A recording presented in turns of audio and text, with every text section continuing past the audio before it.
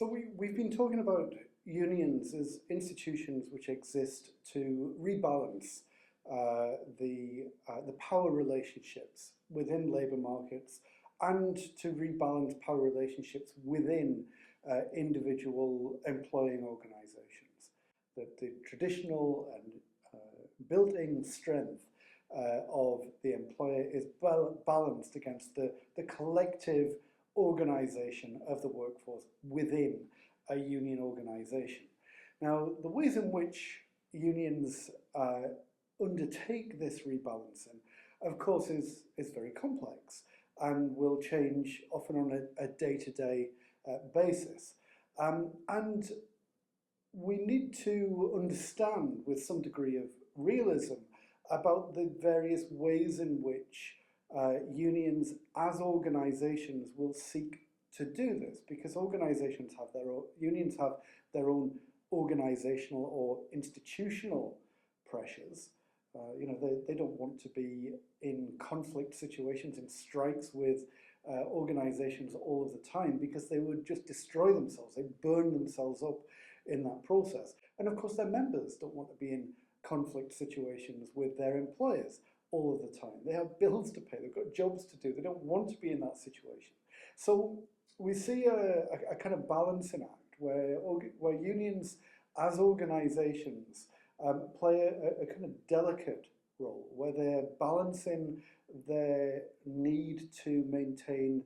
legitimacy as a bargaining agent for their members, that the employees in a given organisation see the utility, the usefulness of the union acting on their behalf, that there's some benefit for them doing it. And so to do that, they have to establish a certain degree of militancy. They have to actually win something now and again. They have to be able to act in a defensive way and sometimes an offensive way in order to achieve those particular objectives. But they also have another side, which is that they might need to demonstrate to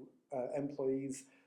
outside of those conflict situations, outside of when there is a specific campaign or an objective to win, that there is some point in remaining in the union, that they might provide some tangible ongoing benefit, that they exist to look after their members, much like the old kind of friendly societies did 100 or so years ago in UK unions. Now, while unions have that balancing act to maintain on the employee side of the employment relationship, they also have a balancing act to maintain on the employer side of the employment relationship as well. Because unions have to, like we say, they have to win something now and again, which means that they have to be, it's sometimes quite confrontational, they have to be militant, they have to take on employers and fight hard against them sometimes. But they can't do that all of the time, because they have to maintain their sense of legitimacy with the employer, who see them as a legitimate bargaining partner, an organisation that you can do deals with, someone that you can establish and maintain a relationship with. So again, there's a balance of approaches to be struck, and this is a difficult and complex path that unions have to try and tread, to balance the interests of their members on the one hand and the employers on the other hand, and that they sit within and between all of these difficult and complex issues in maintaining legitimacy and achieving some wins and not ending up either destroying the organisation or being seen as irrelevant. It's hard. So if we take this, we take the two sides of it to kind of abstract the different approaches that we see unions taking on different sides of the relationship. If we think about the employee side first, we often see unions emphasising either what's been called the servicing approach towards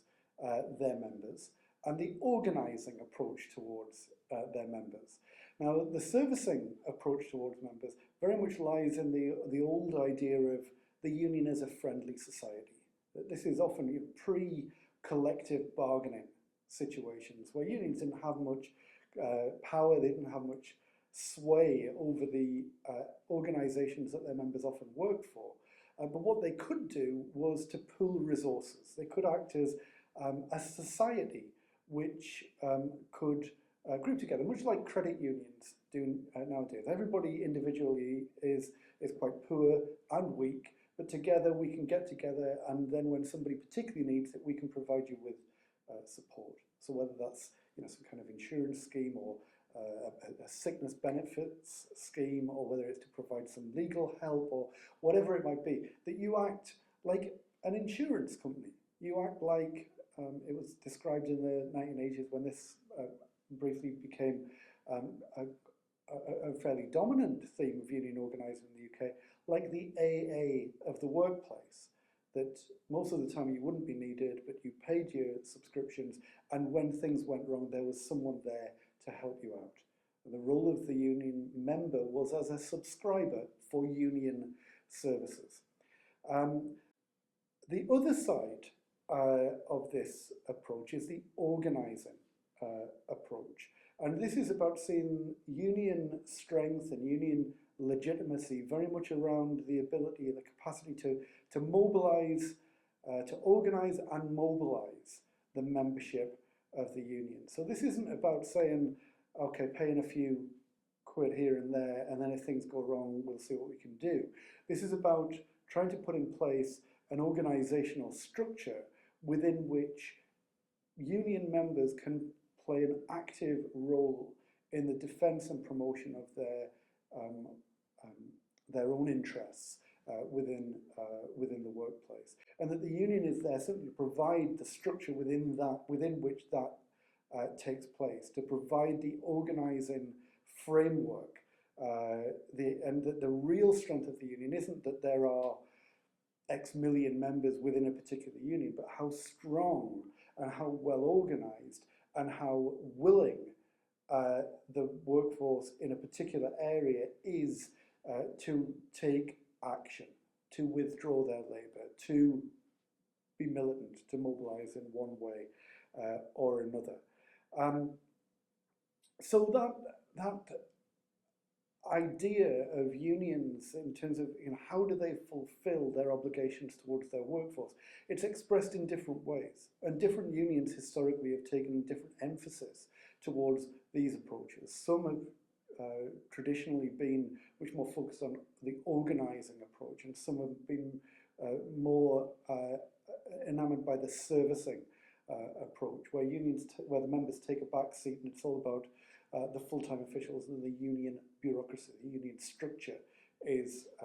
first and foremost. On the management side, again, we see two broad strategies in evidence. So sometimes unions will display a very cooperative face, that they want to be seen as a good partner. They want to be seen as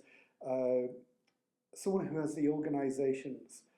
the employing organisation's best interests at heart, that they will help them out, that where an organisation is going through hard times, they will do what they can to help, either through changes to workplace practices, or whether it's to delay a pay claim, or to not force an organisation into one corner or another, or to use the union's political influence to help them competitively in one way or another. But overall, to say we are engaging with you, we are attempting to cooperate. We would like to be involved in the decisions that the organisation is taking. This is like the partnership approach that we've seen, that we saw become quite prevalent during the 1990s. Where the union attempts to present itself as a good, loyal partner to an organisation, that it wants to be involved in the big strategic decisions, that there are potential to win mutually advantageous outcomes for both the organisation and its workforce if they can just get around the table and talk and find these imaginative solutions. It's the kind of thing that we associate with integrative approaches to bargaining. Now, the big risk of this approach from a union point of view is that they become seen as too close to the employer, that they stop being seen as the voice of the workforce with the employer and rather seen as a mouthpiece for management, parroting management's lines back to the workforce, and they lose their legitimacy. And so the alternative approach that we sometimes see, and sometimes we see these approaches kind of seesaw from one to the other, is a more adversarial approach. The extent to which, similar to the organising model, that we see unions being more traditional in terms of expressing their role as the voice of the workforce, and that they're not so interested in trying to find win-win, not being sucked into that kind of cooperative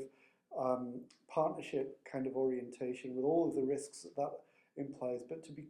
much more straightforwardly about pursuing the interests of their members, because that is their role, that is their fundamental role, and if they don't achieve that, then what's the point? And so that adversarial approach solves the problem on one side for the organisation, because it establishes their legitimacy with the workforce. They are doing a job, they are doing what they're supposed to do for the workforce, but it might create a problem on the other side of the relationship in that they're seen as troublesome, outsiders, difficult, not partners by the organisation, who are therefore less inclined to help them out, less inclined to be generous unless they're forced to, and maybe more inclined to try and establish a different kind of employment relationship that doesn't involve a union at all. And their ability to be able to sustain an adversarial approach depends upon the objective strength of the union and their ability to maintain their position within the employment relationship, even if employers don't want them there particularly.